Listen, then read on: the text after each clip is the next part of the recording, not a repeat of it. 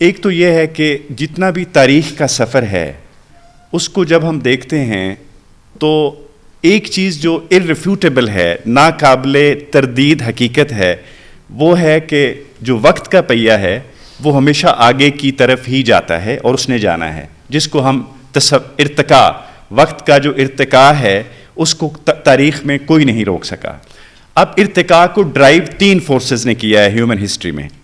سب سے پہلا جو ڈرائیونگ سیٹ پہ رہا ہے وہ سکہ رہا ہے، یا آپ کہہ لیں کہ دولت یا آپ ویلتھ کی ایکومولیشن۔ یعنی اگر آپ دیکھیں تو اس کی میں اگزامپل ایسے دوں گا کہ سب سے پہلے جن لوگوں نے بارڈرز کراس کیے ہیں نا وہ تاجر تھے۔ مثلاً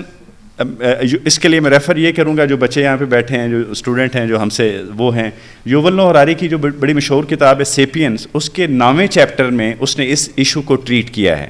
کہ اس کا شاید ٹائٹل یہ ہے دی ایرو آف ہسٹری۔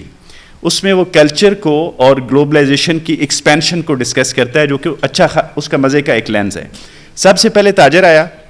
اس کے بعد امپائر بلڈنگ جب آئی تو جرنلز آئے، انویڈرز آئے، سولجرز آئے، تیسرے نمبرز پہ پریچرز آئے۔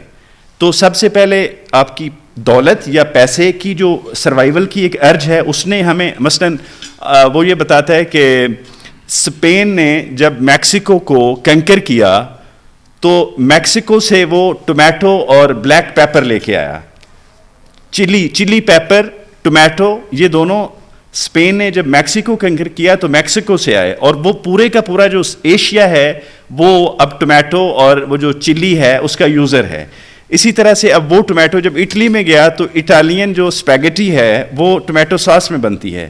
تو جو آلو ہیں وہ کہاں سے پیدا ہوئے اور آئرلینڈ میں کیسے پہنچے، تو یہ ہیومن سویلائزیشن میں ایک بڑا فلکس رہا ہے۔ ایک تو یہ چیز ہے۔ اب آپ دیکھیں کہ جو فرینچ ریولوشن ہے 1789 اور اس سے جو کالونائزیشن ہے، یہ 2 ریفرنس پوائنٹ بڑے امپورٹنٹ ہیں، میں بہت پیچھے نہیں جاتا، لیکن پچھلے 200 سالوں میں جتنی بھی ہیومن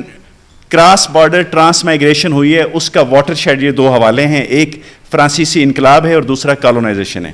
کالونائزیشن جب ہوئی تو آپ یہ دیکھیں کہ جہاں اس کے نیگیٹو ہیں، ہم ساری زندگی کالونائزیشن کے خلاف بات کرتے ہیں، لیکن آپ اس کا اینتھروپولوجیکل جو پرسپیکٹو یا پہلو ہے وہ دیکھیں کہ کوئی بھی کلچر جو ہے نا وہ اگر بالکل ایک ڈبے میں بند بھی ہو تو وہ اپنے داخلی تضادات کے ہاتھوں چیلنج فیس کرتا ہے۔ جس طرح ایک فرد کی زندگی میں کنٹراڈکشنز ہوتے ہیں، اسی طرح تہذیبوں کے اور سماجوں کے بھی اپنے انٹرنل کنٹراڈکشنز ہوتے ہیں، اور اب ان کنٹراڈکشنز کو آپ کیسے ریزالو کرتے ہیں یہ آپ کا فیوچر ڈٹرمن کرتا ہے۔